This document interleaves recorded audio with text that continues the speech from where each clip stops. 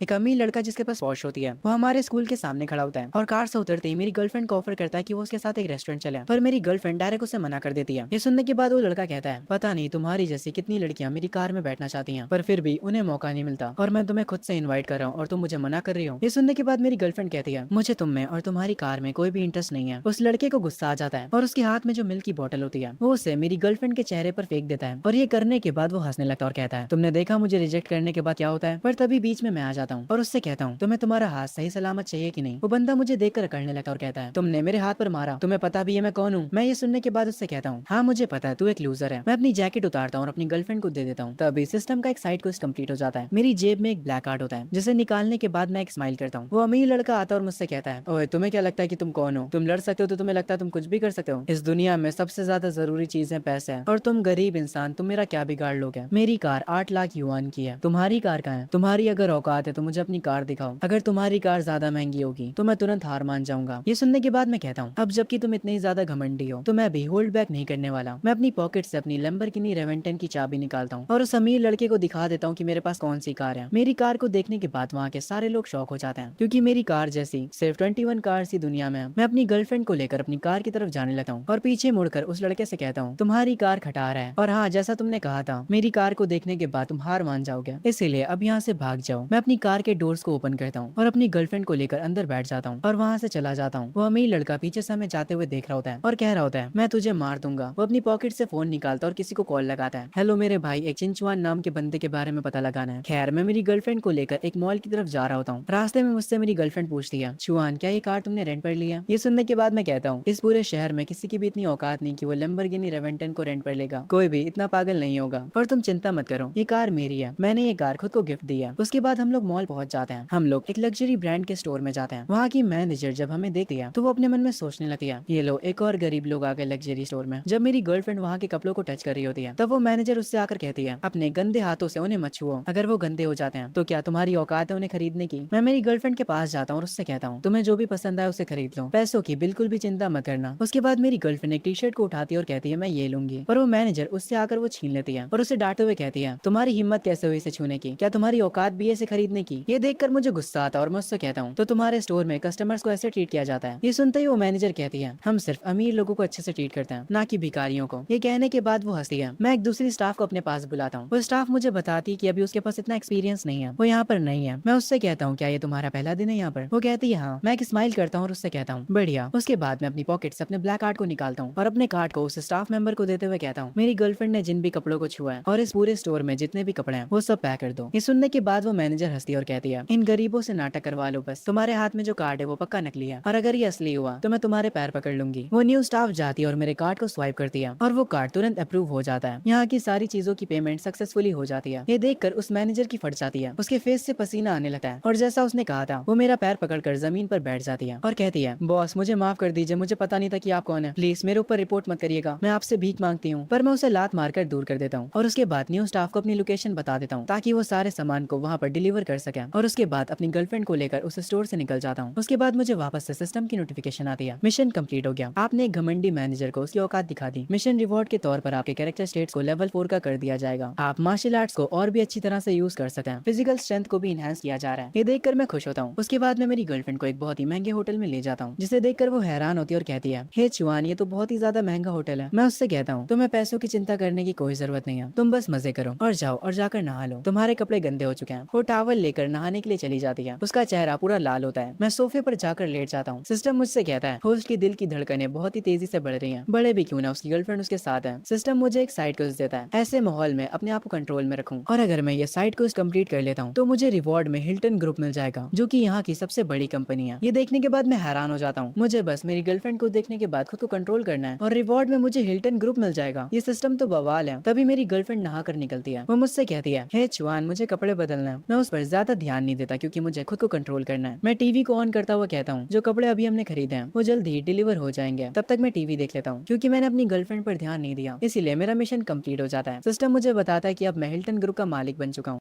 थोड़ी देर बाद Hilton group की एक सेक्रेटरी मेरे होटल में आती है और मुझसे कहती है कि आप ही मिस्टर चिंचुआन हैं। मैं उससे कहता हूँ हाँ मैं ही हूँ, तुम अंदर आ जाओ। वो मुझे कुछ डॉक्यूमेंट्स देते हुए कहती है मैं हिल्टन ग्रुप की सेक्रेटरी हूँ, ये कंपनी का ट्रांसफर एग्रीमेंट है, प्लीज इस पर साइन कर दीजिए। मैं साइन कर देता हूँ और उस कागज को फेंक देता हूँ। ये देखने के बाद वो सेक्रेटरी अपने मन में कहती है इस होटल का पूरा माहौल देखने के बाद मुझे समझ आ गया, तुम बस एक बिगड़े हुए लड़के हो जिससे लड़कियों के अलावा और कुछ नहीं पसंद। किसने सोचा था कि तुम अचानक से हिल्टन ग्रुप के मालिक बन जाओगे। खैर आगे वो सेक्रेटरी कहती है मिस्टर चुआन, ग्रुप में एक इंपॉर्टेंट मीटिंग जल्दी ही होने वाली है, आपका वहाँ पर होना जरूरी है। पर ये सुनने के बाद मैं कहता हूँ मेरे पास छोटी मोटी चीजों के लिए टाइम नहीं है, किसी मैनेजर को कह दो कि वो सब हैंडल कर ले और अब से मुझे परेशान मत करना। ये सुनने के बाद वो सेक्रेटरी अपने मन में कहने लगी है इसने हिल्टन ग्रुप को छोटी मोटी चीजें कहा, ये इस पूरी कंट्री की सबसे बड़ी कंपनी है। आगे मैं उस सेक्रेटरी से कहता हूँ क्या तुम्हारे पास और कुछ बताने के लिए है? अगर तुम्हारे पास बताने के लिए अब कुछ नहीं बचा है तो तुम यहाँ से जा सकती हो, मुझे और मेरी गर्लफ्रेंड को डिस्टर्ब मत करो। ये सुनने के बाद उस सेक्रेटरी को गुस्सा आता है, वो मुझे एरोगेंट बोलती है और अपने मन में मुझे गालियां देते हुए यहाँ से चली जाती है। उसे ऐसे देखकर मैं कहता हूँ ये औरत काफी गुस्सैल है पर इसका फिगर काफी अच्छा है। उसके बाद मेरी गर्लफ्रेंड आकर मुझसे पूछती है ये औरत जो यहाँ पर आई थी वो कौन है। मैं उसे बताता हूँ कोई भी नहीं, बस एक वर्कर, चलो इस होटल के रेस्टोरेंट चलते हैं खाना खाने। आगे हम लोग उस बहुत ही लग्जरी रेस्टोरेंट में जाते हैं पर वहाँ का जो गार्ड होता है वो हमें रोक लेता है। वो मुझे बताता है कि एक फॉरेनर अमीर आदमी ने इस पूरे रेस्टोरेंट को ऑलरेडी बुक कर रखा है और ये जगह सिर्फ अमीरों के लिए है। मैं उससे कहता हूँ ये तुम्हारा कैसा बकवास रूल है। वो गार्ड मुझसे कहता है सर वो फॉरेनर हमारे इंटरनेशनल गेस्ट हैं, हमें उनके कल्चर की रिस्पेक्ट करनी चाहिए, आप लोग तो यहाँ के लोकल लोग हैं। उसी रेस्टोरेंट में एक स्ट्रीमर डिनर कर रही होती है और वो ये बात सुन लेती है। उसे काफी गुस्सा आता है, वो तुरंत उस गार्ड के पास जाती है और कहती है ये यहाँ का कैसा डबल स्टैंडर्ड है, तुम हमारी खुद की कंट्री के लोगों को अच्छे से ट्रीट नहीं कर रहे हो और बाहर के लोगों को इतने अच्छे से ट्रीट कर रहे हो। वो लड़की ये सब लाइव स्ट्रीम पर बताती है और ये सुनने के बाद लाइव स्ट्रीम पर जितने भी व्यूवर्स होते हैं उन सबको काफी गुस्सा आता है। वहाँ का स्टाफ कह रहा होता है इसे रिकॉर्ड करना बंद करो। तभी ये हंगामा देखते हुए तुरंत वहाँ का मैनेजर यहाँ आता है और उस एम्प्लॉय को एक लात मारता है और मेरे पास आकर अपना सर झुकाता है और उस एम्प्लॉय से कहता है तुम पागल हो क्या, ये हमारे सबसे खास मेहमान है मिस्टर चिंचुआन, जल्दी इनसे माफी मांगो। ये सुनने के बाद मैं कहता हूँ माफी मांगने की कोई जरूरत नहीं है। पता नहीं क्यों मुझे देखने के बाद उस रेस्टोरेंट के सारे अमीर लोग जल जाते हैं। एक मोटा अमीर आदमी कहता है इस रेस्टोरेंट के स्टैंडर्ड कितने लो हो चुके हैं, अब गरीब लोग भी हमारे साथ बैठकर डिनर करेंगे। तभी मेरे पास एक वेटर आता है और मुझे मेन्यू पकड़ाता है। मैं उससे कहता हूँ यहाँ पर जो भी सबसे बढ़िया उसे लेकर आओ। ये सुनने के बाद वो वेटर कहता है सर यहाँ का सबसे बढ़िया आइटम 2 लाख युआन तक जाता है। मैं उससे कहता हूँ तुम्हें क्या लगता है कि मैं उसे अफोर्ड नहीं कर सकता। वेटर कहता है नहीं नहीं सर मेरा वो मतलब नहीं था, वैसे आप ड्रिंक्स में क्या लेना चाहेंगे। वही अमीर आदमी जो कि मेरी टेबल के आगे बैठा होता है वो कहता है उससे पूछने में अपना वक्त क्यों बर्बाद कर रहे हो, उसके लिए स्प्राइट ले आओ और क्या। मैं उस आदमी की बातों पर ध्यान नहीं देता और कहता हूँ 2 बोटल्स ले आओ 1974 की रोमेनी कॉन्टी की। ये सुनने के बाद वो आदमी जो कि पानी पी रहा होता है उसके मुंह से पानी तक बाहर आ जाता है। वो अपनी उंगली को मेरी तरफ पॉइंट आउट करते हुए कहता है तुमने जो अभी अभी ड्रिंक ऑर्डर करी है उसका टोटल 4,80,000 युआन होता है, क्या तुम्हारी इतनी औकात भी है। मेरी गर्लफ्रेंड मुझसे कहती है चुआन ये सच में काफी महंगी ड्रिंक है, इससे रहने देते हैं। मैं अपनी गर्लफ्रेंड से कहता हूँ अगर तुम्हारे पास पैसे हैं तो कोई भी चीज महंगी नहीं है। हम उसी स्ट्रीमर को देखते हैं जिसे हमने पहले देखा था। वो लाइव स्ट्रीम कर रही होती है और अपने मन में कह रही होती है मुझे अभी तक कोई भी सुपर चैट नहीं आई है। मैं अपना फोन खोलता हूँ और उसी लड़की की लाइव स्ट्रीम को देखने लग जाता हूँ क्योंकि यही वो लड़की थी जो कि मेरे लिए खड़ी हुई थी, तो मैं इसे एक छोटा सा गिफ्ट तो दे ही सकता हूँ। जैसे ही मैं ये सोचता हूँ तुरंत मुझे सिस्टम पर एक क्वेस्ट मिल जाता है, आपको इसे अच्छे से शुक्रिया बोलना है और 1 लाख की सुपर चैट्स भेजनी है। इसके रिवॉर्ड में आपको 1 लाख टिकटॉक कार्निवल्स मिलेंगे। आपको इस स्ट्रीमर को नंबर 1 स्ट्रीमर बनाना है। ये देखने के बाद मैं अपने मन में कहता हूँ 1 लाख की सुपर चैट्स करते करते मेरे हाथ दुख जाएंगे, फिर भी कोई ना, चलो इस स्ट्रीमर को नंबर 1 स्ट्रीमर बनाते हैं। मैं उस स्ट्रीमर को सुपर चैट्स भेजना स्टार्ट कर देता हूँ। ये देखकर वो स्ट्रीमर खुश हो जाती है और मुझे शुक्रिया बोलने लगती है, पर ये तो सिर्फ शुरुआत है। मैं उसे बार बार सुपर चैट्स भेजता जाता हूँ। मैं उसे इतनी सुपर चैट्स भेजे जा रहा होता हूँ कि उसकी पूरी स्क्रीन गिफ्ट से भर जाती है। ये देखकर वो बहुत ही ज्यादा हैरान हो जाती है। मैं अभी भी रुकता नहीं हूँ और बार बार सुपर चैट्स किए जा रहा था। वो स्ट्रीमर मुझे बार बार शुक्रिया बोलने लगती है। जिस प्लेटफॉर्म पर वो स्ट्रीम कर रहे होते हैं वहाँ का सिस्टम क्रैश होने लगता है। जो वहाँ के एम्प्लॉइज होते हैं वो कह रहे होते हैं कि सिस्टम ओवरलोड हो चुका है। दूसरा एम्प्लॉय बताता है किसी लाइव स्ट्रीम पर कोई भर भर के गिफ्ट्स भेज रहा है, सिस्टम इतनी सारी सुपर चैट्स को हैंडल नहीं कर पा रहा है, सिस्टम इतना ज्यादा ओवरलोड हो जाता है कि उन लोगों को बैकअप सर्वर्स पर स्विच करना पड़ता है। वो लोग समझ जाते हैं कि कोई पैसों में अंधा आदमी ये सब कर रहा है। मैंने अभी तक सिर्फ 154 गिफ्ट्स ही भेजे हैं और अभी से मेरा हाथ दुखने लगा है। अभी भी बहुत सारे गिफ्ट्स बचे हैं, ये कितना ज्यादा मुश्किल है। तभी मेरी गर्लफ्रेंड को कॉल आता है, उससे अर्जेंटली कहीं पर जाना होगा। मैं उससे कहता हूँ ठीक है मैं तुम्हें वहाँ पर छोड़ दूंगा, पर मेरी गर्लफ्रेंड कहती है तुम चिंता मत करो मैं कैब से चली जाऊंगी। मैं उससे कहता हूँ ठीक है सही से जाना। उसके बाद मैं वहाँ के मैनेजर को बुलाता हूँ क्योंकि हम दोनों ने उन ड्रिंक्स को अभी तक नहीं पिया होता, इसीलिए मैं उस मैनेजर से कहता हूँ वहाँ पर जो लाइव स्ट्रीमर बैठी है ये बोटल्स उसे दे दो और उससे कहना कि मेरे लिए बोलने के लिए तुम्हारा शुक्रिया। मैनेजर वैसे ही करता है जैसा मैंने कहा था। वो उन बोटल्स को उठाता है और उस लाइव स्ट्रीमर की तरफ जाने लगता है। वो जाकर वो बोटल्स को उस लाइव स्ट्रीमर को देते हुए कहता है मिस्टर चिंचुआन ने आपके लिए ये भेजा है, वो आपका शुक्रिया बोलना चाहते हैं, उनके लिए बोलने के लिए। ये देखकर वो स्ट्रीमर हैरान हो जाती है। वो अपनी चैट से पूछती है चैट आखिर ये किस तरह की वाइन है। उसके जो व्यूवर्स होते हैं वो उसे बताते हैं ये सबसे महंगी वाइन है, रोमेनी कॉन्टी 1974। इसकी 2 बोटल्स का प्राइस 4,80,000 युआन है। ये सुनने के बाद वो स्ट्रीमर खामोश हो जाती है। मैं उस रेस्टोरेंट से निकल जाता हूँ और अपनी रेवेंटल I-10 को ड्राइव कर रहा होता हूँ। तभी मैं नोटिस करता हूँ कि ये कार मेरा पीछा कर रही है। मैं अपनी कार की स्पीड बढ़ाता हूँ पर वो कार बार बार मेरी कार पर ठोकर मारे जा रही होती है। मैं सब समझ जाता हूँ कि ये कार मेरे पीछे किसने भेजी है। ये पक्का कल वाला वही अमीर लड़का होगा। मैं अपनी कार की स्पीड को और तेज करता हूँ और कहता हूँ, अगर तुम खेलना चाहते हो तो आओ चलो खेलते हैं। हमारी कार की स्पीड की वजह से हमारी कार बार बार आपस में टकरा रही होती है। उसकी वजह से आखिर में हमारी कार बहुत ही जोर से टक्कर खाती है। मेरी और उसकी कार जाकर डिवाइडर से टकरा जाती है। पता नहीं कब वो बंदा अपनी कार से निकलकर वहाँ से भाग जाता है। सारे लोग इस एक्सीडेंट को देख रहे होते हैं पर सबसे ज्यादा जिस चीज पर उनका ध्यान होता है वो मेरी कार पर होता है। सब लोग काफी हैरान होते हैं और कहते हैं, ये तो लैम्बोर्गिनी रेवेंटन है, एक 15 मिलियन की कार। क्या इस कार का ओनर ठीक होगा? मैं बिल्कुल ठीक होता हूँ क्योंकि सिस्टम की वजह से मेरी बॉडी ऑलरेडी इनहेंस हो चुकी है। मैं उस कार का डोर खोलकर बाहर आता हूँ। मुझे देखकर सब लोग हैरान हो जाते हैं क्योंकि मैं काम होकर अपनी कार पर बैठा हूँ और अपना फोन बाहर निकालता हूँ। मुझे ऐसा काम देखकर वो सब हैरान थे। वो लोग कह रहे होते हैं, ये बंदा गॉड तो नहीं है, ये बंदा कितना ज्यादा अमीर है, इसकी कार पूरी तरह से तबाह हो चुकी है और ये आराम से बैठकर फोन चला रहा है। क्या सारे अमीर लोग ऐसे ही होते हैं? तभी भीड़ में से एक रिपोर्टर निकल कर आती है। वो मुझसे कहती है, सर मैं एक न्यूज रिपोर्टर हूँ, क्या आप मुझे बता सकते हैं कि यहाँ पर अभी क्या हुआ है और क्या आप ठीक हैं? मैं उससे कहता हूँ, हाँ मैं बिल्कुल ठीक हूँ, ये बस एक छोटा सा एक्सीडेंट है। वो रिपोर्टर मुझसे कहती है, आपकी कार लैम्बोर्गिनी रेवेंटन है, आपको बुरा नहीं लग रहा कि ये पूरी तरह से टूट गई? मैं उससे कहता हूँ, ये वैसे भी थोड़ी पुरानी हो गई थी और ये कार मुझे इतनी पसंद भी नहीं है। मैं उस रिपोर्टर से कहता हूँ, बस अब बहुत बातें हो गई। उसके बाद मैं कैब को बुलाता हूँ और उस कैब में बैठकर यहाँ से जाने लगता हूँ। वो रिपोर्टर पीछे से कह रही होती है,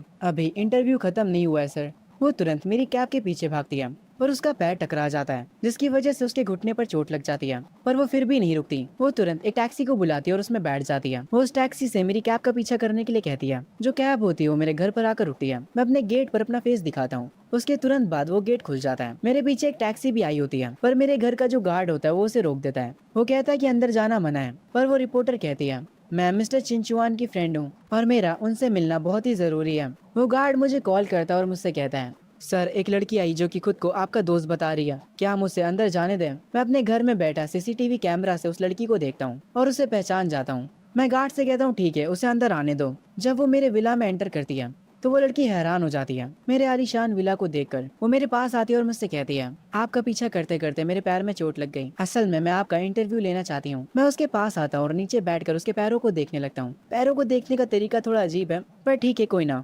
वो मुझसे कहती है कि आप क्या कर रहे हैं? मैं उससे कहता हूँ, शांत रहो, अगर तुम अपनी चोट को और बढ़ाना नहीं चाहती हो। मैं उसे घर के अंदर ले जाता हूँ, उसे सोफे पर बैठाता हूँ और एक मेडिसिन बॉक्स लेकर आता हूँ। मैं उससे कहता हूँ कि अपनी स्टॉकिंग्स को उतार दे ताकि मैं उसकी चोट पर दवाई लगा सकूँ। वो काफी हैरान होती है। मैं उससे कहता हूँ, जल्दी करो मुझे सोना भी है। वो अपनी स्टॉकिंग्स को थोड़ा नीचे करती है। उसके बाद मैं उसकी चोट पर मेडिसिन लगाता हूँ और मेडिसिन लगाने के बाद मैं उससे कहता हूँ, इंटरव्यू को भूल जाओ, मुझे स्पॉटलाइट में आना पसंद नहीं है। वो लड़की उठकर मुझसे कहती है, पर सर अगर मैंने ये इंटरव्यू नहीं लिया तो मेरी जॉब खतरे में आ जाएगी। मैं उससे कहता हूँ, आखिर तुम्हारी इस जॉब की सैलरी कितनी है? वो कहती है 20,000। मैं उससे कहता हूँ, अपनी उस जॉब को भूल जाओ, मेरा ये घर बहुत ही ज्यादा बड़ा है, मुझे मेरे घर के लिए एक हाउसकीपर चाहिए। अब से तुम यहाँ की हाउसकीपर हो, तुम्हें सैलरी में 1 लाख युआन मिलेंगे और साथ ही में तुम यहाँ पर रह भी सकती हो। 1 लाख महीना सुनकर वो लड़की हैरान हो जाती है। तभी मुझे सिस्टम पर एक और मिशन आता है। आपका मिशन एक्टिवेट हो चुका है, गोल्डन हाउस ब्यूटी। अगर आप हाउसकीपर को हायर कर लेते हैं तो आपको रिवॉर्ड में लाइफ एसेंस की एक बोतल मिलेगी जिससे सारी बीमारियां ठीक हो सकती हैं, यहाँ तक कि आप मरे हुए लोगों को भी जिंदा कर सकते हैं। मैं उस मिशन को देखता हूँ। उसके बाद मैं इस विला का एक्सेस कार्ड निकालता हूँ और उस लड़की को दे देता हूँ और कहता हूँ, तुम ऊपर जाकर कोई भी रूम ले सकती हो और आज रात तुम यहीं रुक सकती हो। ये सुनने के बाद वो लड़की शर्माने लगती है। वो अपने मन में कुछ और ही सोच रही थी। वो मुझसे कहती है, ये सब कुछ ज्यादा ही जल्दी नहीं हो रहा, मैं अभी ये सब करने के लिए तैयार नहीं हूँ। मैं उससे कहता हूँ, आखिर तुम सोच क्या रही हो? मैं तुमसे गेस्ट रूम में रहने के लिए कह रहा हूँ। तभी सीन शिफ्ट होता है अगली सुबह। मैं अपने रूम से निकलता हूँ और वो रिपोर्टर भी जिसे मैंने कल ही हायर किया है, वो सिर्फ एक व्हाइट शर्ट पहने होती है। वो मुझे देखकर मुझे गुड मॉर्निंग बोलती है। मैं उसे देखकर कहता हूँ, अब जबकि मैंने तुम्हें हायर कर लिया तो अभी से तुम अपने काम पर लग जाओ। ये सुनने के बाद वो कहती है, काम? कैसा काम? मैं उससे कहता हूँ, मुझसे अब और बर्दाश्त नहीं होगा, जल्दी करो। ये सुनकर वापस से उसका चेहरा लाल पड़ जाता है और उसके मन में वो कुछ और ही सोच रही थी। वो कहती है, हम यहीं पर शुरू हो जाएं, पर अभी तो दिन हो रहा है और हम बस कल ही मिले। ये सुनने के बाद मैं उससे कहता हूँ, तो क्या हुआ, मुझे भूख लग रही है, जाओ और मेरे लिए कुछ खाने के लिए बनाओ, मुझे खाने में नूडल्स खाने हैं। ये सुनने के बाद वो लड़की पत्थर बन जाती है क्योंकि वो कुछ और ही सोच रही थी। वो अपने मन में कहती है, मैं भी क्या सोच रही थी। वो शर्मा कर मेरे पास से भाग जाती है। उसके बाद उसने जो नूडल्स बनाए होते हैं मैं उन्हें खा रहा होता हूँ और उससे कहता हूँ, तुम्हारी कुकिंग अच्छी है, वैसे मुझे कहीं बाहर जाना है, तुम मेरे साथ चलोगी? वो मुझसे पूछती है कि हमें कहाँ जाना है। मैं उसे बताता हूँ, अब जबकि मेरी कार टूट चुकी है तो मुझे एक नई कार खरीदनी है। कार के बिना ट्रैवल करना काफी मुश्किल होता है। तभी मुझे सिस्टम पर एक डेली मिशन आता है, डेली मिशन एक्टिवेटेड। आप अपनी हाउसकीपर की सर्विस को एंजॉय करिए। और क्योंकि मैं पहले से उसके बनाए खाने को खा रहा होता हूँ, इसका मतलब हुआ कि मैं उसकी सर्विस को एंजॉय कर रहा हूँ, इसीलिए वो मिशन तुरंत कंप्लीट हो जाता है। और इसके रिवॉर्ड में मुझे BMW की डीलरशिप मिल जाती है, मतलब अब BMW का शोरूम भी मेरा है। ये देखकर मैं हल्की सी स्माइल करता हूँ। उसके बाद मैं और मेरी हाउसकीपर एक टैक्सी में बैठकर BMW के शोरूम में आते हैं। पर जैसे ही हम उस शोरूम के अंदर जाते हैं, वहाँ की एक स्टाफ हमें देखकर भागते हुए आती है और कहती है, ओए बिना परमिशन के तुम लोग कुछ भी छूना मत, ये बहुत ही ज्यादा महंगी कार्स हैं। अगर गलती से भी तुमसे कोई भी कार पर स्क्रैच लग जाता है तो तुम अपनी पूरी जिंदगी उसके पैसे भरते रह जाओगे। पर मैं उस स्टाफ की बात पर ध्यान नहीं देता और एक कार को जाकर चेक करने लगता हूँ। और मैं अपनी हाउसकीपर से कहता हूँ, ये कार काफी बढ़िया है, तुम इस कार का इस्तेमाल कर सकती हो ग्रोसरीज लाने में। ये सुनकर मेरी हाउसकीपर हैरान हो जाती है और कहती है, ग्रोसरीज लाने के लिए इतनी महंगी कार? ये सुनकर वहाँ की स्टाफ हंसने लगती है और कहती है, तुम लोग क्या मजाक कर रहे हो? BMW M4 को तुम इस्तेमाल करोगे ग्रोसरीज लाने के लिए? तभी उस शोरूम का मैनेजर आता है और वो भी ये बात सुन लेता है। वो मुझसे कहता है, बच्चे अपना नाटक कहीं और जाकर करना। मैं उस मैनेजर से कहता हूँ, ये डीलरशिप मेरी है तो तुम मुझसे कैसे बात कर रहे हो? ये सुनकर वहाँ का मैनेजर हंसने लगता है और कहता है, अगर तुम यहाँ के बॉस हुए तो मैं अपने घुटनों पर आकर तुम्हें अपना दादाजी कहूंगा। और वो चिल्लाते हुए सिक्योरिटीज को बुलाते हुए कहता है, इसे उठाओ और बाहर फेंक दो। सिक्योरिटी गार्ड मेरे और मेरी हाउसकीपर के पास आने लगता है। वो मैनेजर कह रहा होता है, इन्हें जल्दी से उठाकर बाहर फेंक दो। उसके साथ वाली स्टाफ कहती है, एक तो ये गरीब लोग अमीर होने का नाटक करते हैं, क्या इन लोगों को समझ नहीं आता कि ये लोग गरीब हैं? मेरी हाउसकीपर मुझसे कहती है, बॉस अब हम क्या करेंगे? मैं उससे कहता हूँ, बस थोड़ा सा इंतजार करो। तभी यहाँ पर एक कार आती है और इस शोरूम का बॉस भागते हुए उस कार से निकल कर आता है। वो अपने एम्प्लॉय से कहता है, तुम लोग ये यहाँ पर क्या कर रहे हो? मैनेजर बॉस को देखकर कहता है, बॉस आखिर आप यहाँ पर क्या कर रहे हैं? असल में यहाँ पर दो गरीब लोग आए हैं, इसीलिए हम बस उन्हें भगा रहे हैं। ये सुनने के बाद वहाँ का बॉस गुस्सा हो जाता है और एक जोर का चाटा उस मैनेजर को मारता है, जो देखकर वो मैनेजर हैरान हो जाता है। वो बॉस से कहता है, बॉस आखिर आपने मुझे क्यों मारा? वहाँ का बॉस तुरंत आकर मेरे कदमों में बैठ जाता है और मुझसे कहता है, यंग मास्टर चिंचुआन, मुझे माफ कर दीजिए, मुझे आने में काफी देर हो गई। मैं ही इस शोरूम का पुराना मालिक हूँ, सारे पेपर वर्क कम्प्लीट हो चुके हैं, अब से ये डीलरशिप आपकी है। मैं उससे कहता हूँ, तो यहाँ के मालिक तुम थे? खैर, जैसे ही मैनेजर ये सारी चीजें सुनता है, उसके चेहरे से पसीना छूटने लगता है। मेरी हाउसकीपर कह रही होती है, मेरे बॉस ने यहाँ की डीलरशिप ही खरीद ली। वहाँ का जो पुराना बॉस होता है वो वहाँ के स्टाफ पर चिल्लाता है। मैनेजर तुरंत अपने घुटनों पर आ जाता है। पुराना बॉस चिल्लाते हुए कहता है, ये पूरी डीलरशिप मिस्टर चिंचुआन की है और तुमने उनसे बदतमीजी से बात की। वो मैनेजर अपनी गलती की माफी मांग रहा होता है। मैं हंसते हुए इससे कहता हूँ, ओए तुमने तो कहा था कि तुम अपने घुटनों पर बैठकर मुझे दादाजी बोलोगे। वो मैनेजर अपने घुटनों पर बैठकर कहता है, दादाजी प्लीज मुझे माफ कर दीजिए, मुझे नहीं पता था कि आप कौन है। और वो जो स्टाफ लेडी होती है वो भी मुझसे माफी मांगने लगती है। मैं उनसे कहता हूँ, मेरा कोई भी इरादा नहीं है तुम दोनों को माफ करने का। उसके बाद मैं वहाँ के पुराने बॉस से कहता हूँ, ये दोनों अब मुझे यहाँ पर दिखाई नहीं देने चाहिए, इन्हें नौकरी से निकाल दो। वो लोग रोते हुए अभी भी माफी मांग रहे होते हैं। वहाँ का पुराना बॉस कहता है, जैसा आप कहे यंग मास्टर, मैं इन्हें तुरंत नौकरी से निकाल देता हूँ और इन्हें ब्लैक लिस्ट भी कर देता हूँ। इन दोनों को अब कहीं भी काम नहीं मिलेगा। सिक्योरिटी उन दोनों को उठाकर बाहर फेंकने के लिए ले जा रही होती है। वो लोग अभी भी मुझे दादाजी बुला रहे होते हैं और मुझसे माफी मांग रहे होते हैं। जो कार मैंने पसंद करी थी उस कार की चाबी मैं पुराने बॉस से ले लेता हूँ और उससे अपनी हाउसकीपर को दे देता हूँ और उससे कहता हूँ, ये लो तुम्हारी ग्रोसरी कार। वैसे मुझे भी एक कार चाहिए ताकि मैं अपने स्कूल जा सकूँ। वहाँ का बॉस मुझे कार्स दिखाने लगता और कहता है, यंग मास्टर हमारे पास BMW A8 पड़ी है, क्या आप उसे देखना चाहेंगे? मेरी हाउसकीपर अभी भी शौक में होती है कि सिर्फ ग्रोसरीज खरीदने के लिए मैंने उसे इतनी महंगी कार दिला दी। खैर आगे मैं उस BMW A8 को परचेज कर लेता हूँ और अपने स्कूल के लिए निकल जाता हूँ। तभी सिस्टम से मुझे एक मिशन मिलता है, मुझे 30 मिनट के अंदर स्कूल पहुँचना है और इसके रिवॉर्ड में मुझे एक प्राइवेट जेट मिलेगा। यार ये कितना खतरनाक सिस्टम है, छोटे छोटे मिशन के बदले इतने महंगे रिवॉर्ड्स। खैर मैं इस रिवॉर्ड को देखकर थोड़ा खुश हो जाता हूँ। तभी एक अमीर लड़का अपनी कार को लेकर मेरे क्लोज आता है। वो मुझसे कहता है, ओए तेरी कार काफी बढ़िया है, मेरी कार के साथ रेस लगाना चाहेगा? जो भी हारेगा वो जीतने वाले को डैड बुलाएगा। मैं उस लड़के से कहता हूँ, मेरे पास बच्चों वाला गेम खेलने के लिए टाइम नहीं है। वो लड़का मेरे से आगे निकल जाता है। खैर मैं 30 मिनट के अंदर अपने स्कूल पहुंच जाता हूँ, इसीलिए सिस्टम का मिशन कंप्लीट हो जाता है। सिस्टम मुझे बताता है कि इंटरनेशनल एयरपोर्ट पर मेरा प्राइवेट जेट खड़ा है। मैं ये देखकर स्माइल करता हूँ, पर तभी मैं देखता हूँ जो लड़का मुझे रास्ते में मिला था वो स्कूल के पार्किंग गार्ड को परेशान कर रहा होता है। वो लड़का उस पार्किंग गार्ड को लात भी मारता है। वो सिर्फ उसे इसलिए मारे जा रहा था क्योंकि उस गार्ड ने बस इतना कहा था कि आप अपनी कार को दूसरी जगह पार्क कर लें। वो अमीर लड़का रुकता ही नहीं है और उस गार्ड को मारते हुए कह रहा होता है, तुम्हें पता भी है कि मेरे डैड कौन है? तुम्हें आइडिया भी है कि मेरे डैड इस स्कूल में कितना फंड देते हैं? वो पार्किंग गार्ड कह रहा होता है, सर ये फायर लेन है, आप यहाँ पर कार को पार्क नहीं कर सकते हैं। ये सुनकर उस लड़के को और गुस्सा आता है और वो कहता है, तू साले अभी भी मेरे से बहस कर रहा है, तू तो गया अब। वो उस गार्ड को दोबारा से मारने जा रहा होता है, पर मैं टाइम पर आकर उसके पंच को रोक लेता हूँ और उससे कहता हूँ, तेरे में तमीज नाम की कोई चीज नहीं है क्या? अगर तेरे बाप ने तुझे तमीज नहीं सिखाई तो मैं सिखाऊंगा।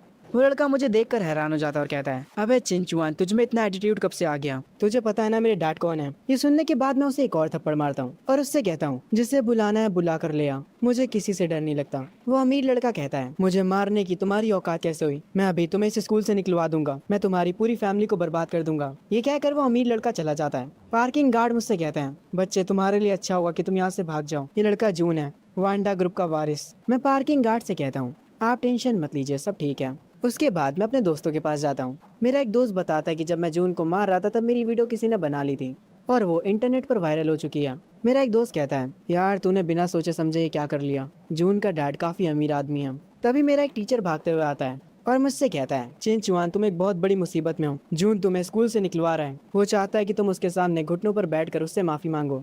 ये सुनने के बाद मैं कहता हूँ, माफी मांगू और मैं? वो टीचर मुझे बताता है, तुम्हें 1 मिलियन जुर्माना भी देना पड़ सकता है। ये सुनने के तुरंत बाद मेरे सारे दोस्त अपनी सेविंग्स मुझे देने लगते हैं। वो ये नहीं चाहते थे कि जून मुझे स्कूल से निकलवा दें। मैं उन सबका शुक्रिया बोलता हूँ, पर उनसे ये भी कहता हूँ कि मैं गलत नहीं हूँ। टीचर मुझे बताता है, जून के डैड असल में स्कूल को 50 मिलियन का डोनेशन देने वाले थे, इसीलिए स्कूल जून के डैड की बात नहीं टालेगा, स्कूल तुम्हें निकाल सकता है। सेम शिफ्ट होता है प्रिंसिपल ऑफिस में। एक स्टूडेंट प्रिंसिपल को बताता है, प्रिंसिपल मिस्टर ली आ चुके हैं और उनके साथ बहुत सारे बॉडीगार्ड्स भी आए हुए हैं। प्रिंसिपल कहते हैं, मिस्टर ली को अकेला अंदर भेजो। मिस्टर ली गुस्से में अंदर आते हैं और प्रिंसिपल पर चिल्लाते हुए कहते हैं, मैं स्कूल में इतना डोनेशन देता हूँ पर फिर भी मेरे लड़के को यहाँ पर मारा जा रहा है। जून भी अपने डैड के साथ आया होता है और वो प्रिंसिपल को अपनी कंडीशन दिखाने लगता है। जून के डैड कहते हैं, मैं कुछ भी सुनना नहीं चाहता, उस लड़के को तुरंत स्कूल से निकाल दो, वरना जो मैं 50 मिलियन का डोनेशन देने वाला हूँ वो मैं नहीं दूंगा। वहाँ पर खड़ा एक स्टूडेंट कहता है, प्रिंसिपल सर हमें लैब के लिए पैसे चाहिए, आप चिंचुआन को स्कूल से निकाल दीजिए। तभी मैं प्रिंसिपल ऑफिस में एंट्री मारता हूँ और आते ही कहता हूँ, तुम सब तो ऐसे चिल्ला रहे हो जैसे सब्जी मंडी में आए हो। जून अपने डैड से कहता है, डैड ये वही लड़का है। जून का डैड कहता है, मैं सिर्फ एक कॉल करूंगा और तेरी जिंदगी बर्बाद हो जाएगी। ये सुनने के बाद मैं कहता हूँ, हाँ तो करना कॉल, तुझे रोका किसने? मेरा प्रिंसिपल मुझे माफी मांगने के लिए कहता है, पर मैं माफी क्यों मांगू? मैं एक चेयर पर बैठकर कहता हूँ, तुम सारे के सारे लोग पागल हो, मैं तुम्हें एक आखिरी मौका देता हूँ। तुम्हारे बेटे ने जिस गार्ड को मारा था वो उससे माफी मांगे और साथ में उसे 1 मिलियन का कंपनसेशन दे। और अगर तुम लोग ये नहीं करते हो तो मैं तुम्हारी पूरी फैमिली को बर्बाद कर दूंगा। मैं टाइमर स्टार्ट कर रहा हूँ, तुम्हारे पास बस 1 मिनट है। ये सुनने के बाद जून और उसके डैड हंसते हैं। वो लोग इस बात पर चिंचुआन का काफी मजाक बनाते हैं। जब ये लोग मेरा मजाक बना रहे होते हैं तब मैं अपनी घड़ी को वापस से चेक करता हूँ और उनसे कहता हूँ, अब सिर्फ 40 सेकंड्स बचे हैं। जून के डैड कहते हैं, ठीक है अब मैं तुझे बर्बाद कर दूंगा। वो एक कॉल लगाते हैं उस क्लोथ फैक्ट्री में जहाँ पर मेरे पेरेंट्स काम करते हैं। वो उन्हें वहाँ पर जॉब से निकलवाने की धमकी देते हैं। वो आदमी वहाँ के ओनर से बात करता है और मेरे मॉम डैड का नाम लेता है और कहता है कि उन्हें काम पर से निकाल दें। कॉल पर जो पर्सन होता है वो कहता है, ठीक है मिस्टर ली, काम हो जाएगा। जून के डैड कॉल काट देते हैं और कहते हैं, इसको कहते हैं असली पावर। मैं उनसे कहता हूँ, तुम्हारा टाइम खत्म हो चुका है। मैं चेयर से उठता हूँ और जून के डैड जिस कंपनी के वाइस प्रेसिडेंट थे वहाँ कॉल लगाता हूँ और उनसे कहता हूँ, इस ली गैंग को अभी के अभी नौकरी से निकाल दो। ये कहकर मैं कॉल काट देता हूँ। जून के डैड को अभी भी ये सब मजाक लग रहा होता है। उन्हें लगता है कि मैं एक्टिंग कर रहा हूँ। मैं उनका ये रिएक्शन देकर स्माइल करता हूँ। तभी जून के डैड के फोन पर कॉल आता है। वो उस कॉल को जैसे ही पिकअप करते हैं वहाँ के प्रेसिडेंट बताते हैं कि हमने आपको नौकरी से निकाल दिया है। ये सुनते ही जून के डैड के हाथों से फोन गिर जाता है। तभी प्रिंसिपल न्यूज को चेक करते हैं और एक आर्टिकल बाहर आता है। वांडा ग्रुप ने ऑफिशियली पोस्ट करा होता है कि उन लोगों ने ली गैंग को अपनी कंपनी से निकाल दिया है। इस टाइम पर जून के डैड के पसीने छूट रहे होते हैं। जून अपने डैड से पूछता है, डैड आखिर हो क्या रहा है? प्रिंसिपल उस आर्टिकल को पढ़कर काफी हैरान हो जाते हैं। जून अपने डैड से कहता है, डैड क्या आप ठीक हैं? आखिर प्रेसिडेंट ने क्या कहा ऐसा? जून के डैड कहते हैं, हमारा खेल खत्म हो चुका है, हमसे सारे शेयर्स छीन लिए गए हैं। ये सुनने के बाद जून को अपने कानों पर विश्वास नहीं होता। आखिर एक गरीब लड़का ऐसा कैसे कर सकता है?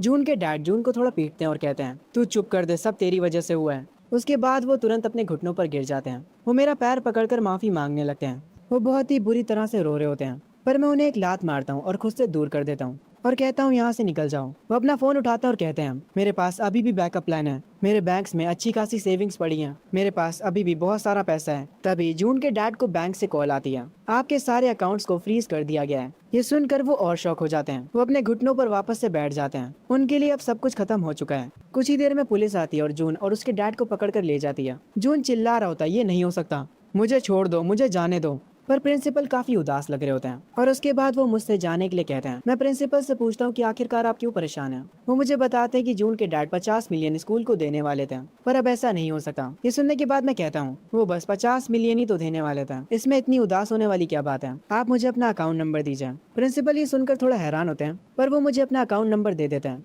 उनका अकाउंट नंबर लेने के बाद मैं 100 मिलियन उन्हें ट्रांसफर कर देता हूँ। प्रिंसिपल ये देखकर हैरान हो जाते हैं। मैं प्रिंसिपल ऑफिस से निकलते हुए कहता हूँ, अगली बार किसी अमीर आदमी को किसी गरीब को परेशान करने मत दीजिएगा। प्रिंसिपल मेरी ये बात ध्यान से सुनते हैं। जब मैं प्रिंसिपल ऑफिस से बाहर निकलता हूँ और कैंपस में चल रहा होता हूँ, तभी मुझे सिस्टम की नोटिफिकेशन आती है, कांग्रेचुलेशन, मिशन कंप्लीट हो चुका है। रिवॉर्ड के तौर पर आपको मिलती है लेवल 1 की मेडिकल मास्टरी। जैसे ये रिवॉर्ड मुझे मिलता है, मेरे दिमाग में मुझे मेडिकल फील्ड से रिलेटेड सब कुछ समझ आने लगता है। मैं दिन ब दिन और ज्यादा ओपी होता जा रहा हूँ। खैर, तभी मैं देखता हूँ आगे एक जगह पर काफी ज्यादा भीड़ जमा होती है। मैं तुरंत वहाँ पर जाता हूँ और देखता हूँ कि एक बूढ़ा आदमी वहाँ पर बेहोश हो चुका होता है। उसकी पोती उसके पास बैठकर रो रही होती है। उसके बॉडीगार्ड्स उस बूढ़े आदमी को उठाने के लिए आते हैं, पर मैं उनसे कहता हूँ, इन्हें यहाँ से अभी मत हिलाना, वरना ये मर भी सकते हैं। ये सुनने के बाद उनकी पोती कहती है, क्या तुम कोई डॉक्टर हो? मैं उससे कहता हूँ, हाँ तुम ऐसा कह सकती हो। असल में तुम्हारे दादा मार्शल आर्ट्स की ट्रेनिंग कर रहे थे, इसीलिए इनको की डेविएशन हो चुका है। इनका एनर्जी फ्लो पूरी तरह से उथल पुथल हो चुका है। अगर तुम अभी इन्हें मूव करते हो तो इनकी सारी वेन्स ब्रेक हो जाएंगी।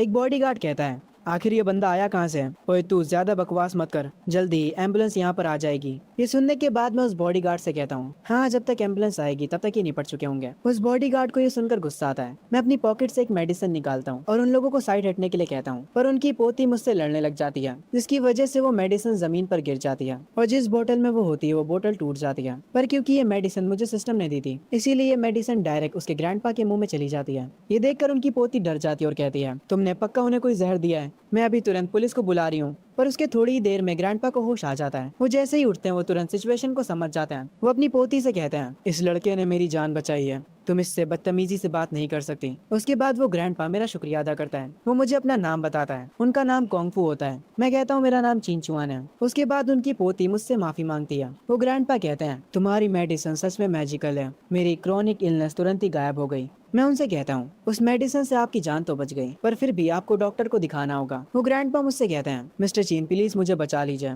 कॉन्ग फैमिली आपको इसके बदले अच्छा रिवॉर्ड देगी। मैं उनसे कहता हूँ ये मेरे मूड पर डिपेंड करता है और उनसे उनका नंबर मांगता हूँ। अगर मैं फ्री हूँगा तो मैं ये काम कर दूंगा। ये कहकर मैं वहाँ से चला जाता हूँ। जब मैं आगे चलते हुए जा रहा होता हूँ, मुझे सिस्टम का नोटिफिकेशन आता है, कांग्रेचुलेशन, मिशन कंप्लीट हो गया, आपने एक पर्सन की जिंदगी बचाई है। इसके रिवॉर्ड में आपको इस शहर का सबसे ज्यादा पॉपुलर नाइट क्लब दिया जा रहा है। ये देखते ही मैं कहता हूँ, ये क्या सिस्टम है यार, अब इसने मुझे एक क्लब का मालिक बना दिया। क्या ये सिस्टम मुझे प्लेबॉय बनाना चाहता है? तभी यहाँ पर भागते हुए मेरी गर्लफ्रेंड आती है और आते ही मुझे गले लगा लेती है। उसकी आंखों से आंसू निकल रहे होते हैं। मैं उससे पूछता हूँ कि वो रो क्यों रही है। वो मुझे बताती है, मैं काफी डरी हुई हूँ, मैंने सुना है कि तुम लीजून के साथ एक प्रॉब्लम में फंस गए हो और यहाँ तक कि उसके डैड ने भी तुम्हें धमकी दी है। मैं अपनी गर्लफ्रेंड के हेड को पेट करता हूँ और उससे कहता हूँ, तुम परेशान मत हो, मैंने सब कुछ हैंडल कर लिया है। तभी यहाँ पर मेरी गर्लफ्रेंड की एक दोस्त आती है और मेरी गर्लफ्रेंड से कहती है, तो क्या ये है तुम्हारा बॉयफ्रेंड? मेरी गर्लफ्रेंड मुझे अपनी उस दोस्त से इंट्रोड्यूस करती है। उसकी दोस्त का ध्यान डायरेक्ट मेरे जूतों की तरफ जाता है, जो कि थोड़े गंदे होते हैं। वो लड़की मुझसे कहती है, मैंने सुना है कि तुम दोनों के पेरेंट्स ही क्लोथ फैक्ट्रीज में काम करते हैं। मैं कहता हूँ, हाँ तुमने सही सुना है। वो लड़की अपने मन में कहती है, मुझे पता था कि ये एक गरीब लड़का है। आगे वो मुझसे कहती है, कल मेरी बर्थडे पार्टी है, तुम दोनों साथ में जरूर आना। मैं उससे पूछता हूँ कि हमें कहाँ आना है। वो लड़की कहती है, स्टारबक्स, एक ऐसी जगह जो तुम लोग अफोर्ड नहीं कर सकते। मेरी गर्लफ्रेंड मेरी तरफ देखती है। मैं उससे कहता हूँ, हाँ ठीक है मैं चलूंगा तुम्हारे साथ। पर असल में वो लड़की अपने मन में सोच रही होती है, मेरा बॉयफ्रेंड तुम्हारे बॉयफ्रेंड को उसकी औकात दिखा देगा और तुम्हें पता चल जाएगा कि मेरा बॉयफ्रेंड कितना अमीर है और तुम्हारा कितना गरीब। उसके बाद मैं अपने दोस्तों के पास जाता हूँ। मुझे देखकर सब लोग मेरे पास आते हैं और मुझसे पूछने लगते कि क्या मैं ठीक हूँ। मेरे दोस्त कह रहे होते हैं, तुम्हें टेंशन लेने की जरूरत नहीं है, अगर कुछ होता है तो हम तुम्हारे साथ हैं। मैं उनसे कहता हूँ, कोई दिक्कत की बात नहीं है भाइयों, सब ठीक है। ये सुनने के बाद मेरा एक दोस्त कहता है, सब ठीक है, क्या तुम सच कह रहे हो? खैर अगर तुम ठीक हो तो हमें कोई दिक्कत नहीं है, चलो, क्योंकि आज सब कुछ सही गया इसीलिए आज का डिनर मैं कराऊंगा। जैसा मेरे दोस्त ने कहा था, रात में हम सारे दोस्त मिलकर डिनर करने जाते हैं। हम सब वहाँ पर काफी एंजॉय करते हैं। हमारी ये एंजॉयमेंट सिर्फ वहीं तक नहीं रहती। उसके बाद हम सारे लोग एक साथ साइकिल चलाते हुए आगे जाने लगते हैं। हम सारे दोस्त ऐसे ही मजे कर रहे होते हैं, पर तभी हमारे एक दोस्त की साइकिल के ब्रेक्स फेल हो जाते हैं और वो सीधा जाकर एक कार में टकरा जाता है। कार का ओनर बाहर निकलता है और वो काफी ज्यादा गुस्से में होता है। वो मेरे दोस्तों को गालियां देने लगता है, जबकि मेरे दोस्त उससे माफी भी मांगते हैं। वो लोग उस आदमी से कहते हैं कि उसका जो नुकसान हुआ है वो उसे भरने के लिए तैयार है, पर वो आदमी मेरे दोस्तों का मजाक उड़ाने लगता है और उनसे कहता है कि इस कार को रिपेयर कराने की उनकी औकात नहीं है। वो उनसे 6 लाख युआन की डिमांड करता है, वरना वो कहता है कि वो उन्हें नहीं जाने देगा। ये सुनकर मेरा वो दोस्त कहता है, 6 लाख युआन में तो सेकंड हैंड कार आ जाएगी। पर वो बंदा कहता है, मेरी कार लग्जरी है, मैं नहीं जानता, मुझे पैसे चाहिए। वो मेरे दोस्तों से काफी ज्यादा पैसों की डिमांड करने लगता है। फिर वो आदमी किसी को कॉल लगाता है और उसे यहाँ पर बुलाता है। कुछ देर बाद वो आदमी आ जाता है। वो बंदा काफी ज्यादा तगड़ा होता है। वो आते ही मेरे दोस्तों से और पैसों की डिमांड करने लगता है। वो उनसे 8 लाख युआन मांगता है। मेरा एक दोस्त कहता है कि तुम हमसे जबरदस्ती पैसे नहीं ले सकते हो, पर वो मोटा आदमी मेरे दोस्त को लात मारता है और उसे जमीन पर गिरा देता है। मैं तुरंत मेरे दोस्त के पास आता हूँ। मैं उस मोटे आदमी से कहता हूँ, तुम्हारी कार टूटी और हम पे करने के लिए तैयार हैं, पर तुम्हारी हिम्मत कैसे हुई इसे मारने की। वो मोटा आदमी ये सुनने के बाद कहता है, तो क्या हो गया अगर मैंने इसे मारा, तू साले मेरा कर क्या लेगा। मैं उससे कहता हूँ, तुम्हें 6 लाख चाहिए ना। उसके बाद मैं अपनी पॉकेट से अपने ब्लैक कार्ड को निकालता हूँ और उस मोटे आदमी से कहता हूँ, इसमें से काट लो। वो तगड़ा बंदा जो यहाँ पर आया था वो मेरे उस कार्ड को ले लेता है और उसे मशीन पर स्वाइप कर लेता है। मोटा आदमी ये देखकर काफी खुश हो जाता है। वो कहता है, मैं तो इस लड़के को गरीब समझ रहा था, पर ये तो एक अमीर लड़का निकला, हमारा तो जैकपॉट लग गया। मेरा एक दोस्त मुझसे पूछता है, हे भाई तुम्हारे पास इतने पैसे कहाँ से आए। पर अभी मैं मेरे दोस्त की बातों पर ध्यान नहीं देता। मुझे काफी गुस्सा आया था जब उस मोटे ने मेरे दोस्त को मारा। मैं उस मोटे आदमी को ऐसे तो छोड़ नहीं सकता। वो तगड़ा बंदा जो कि यहाँ पर आया था, मैं उसके पास जाता हूँ और उससे कहता हूँ, तुम्हारा नाम ड्रैगन है ना। इस मोटे आदमी ने तुम्हें हमें डराने के कितने पैसे दिए थे, मैं तुम्हें उससे 10 गुना ज्यादा पैसे दूंगा, बस इस मोटे का हाथ तोड़ दो। मोटा आदमी कहता है, मेरा ड्रैगन भाई कभी ये नहीं कर सकता। ड्रैगन बोलता है, क्या तुम सच बोल रहे हो। मैं ड्रैगन से कहता हूँ कि तुम इसमें से 6 मिलियन और ले सकते हो, बस उसका एक हाथ तोड़ने के। ड्रैगन उस ब्लैक कार्ड को देखता और कहता है, बात असल में पैसों की नहीं है, आपके पास ये कार्ड है, इसका मतलब ये है कि आप एक बहुत ही अमीर फैमिली के यंग मास्टर होंगे और पैसों से ज्यादा मुझे कनेक्शंस पसंद है। ये कहने के बाद ड्रैगन ने कसकर थप्पड़ मारता उस मोटे आदमी को।